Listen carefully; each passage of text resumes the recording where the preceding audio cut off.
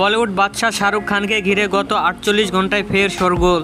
কারণ এবার তিনি হাজির হয়েছেন ছেলে আরিয়ান খানের প্রথম ওয়েব সিরিজ প্রজেক্টের প্রচারে। নেটফ্লিক্সের আয়োজিত সেই অনুষ্ঠানে হাজির হয়ে দর্শক ভক্তদের মন জয় করলেন কিং খান। সিরিজ প্রিভিউ প্রকাশের পর থেকে আরিয়ানকে অনেকেই বাবার মতো ক্যাপিকাট আখ্যা দিয়েছেন। তবে মঞ্চে শাহরুখ জানালেন এই কাজের পিছনে ছেলের অনেক পরিশ্রম রয়েছে, সেই সঙ্গে নিজের বলিউড জীবনে কিছু স্মৃতিও ভাগ করে নিলেন সবার সঙ্গে। তবে সবার আগে তিনি পরিষ্কার করলেন সাম্প্রতিক আলোচনা বিষয়টি। কিছুদিন আগে গুঞ্জন হয়েছিল শাহরুখ অসুস্থ হয়ে বিদেশে চিকিৎসা নিচ্ছেন। শুটিং সেটে চোট পেয়ে গুরুতর আহত হয়েছেন তিনি। সেই গুঞ্জনেই উত্তর দিলেন নিজে।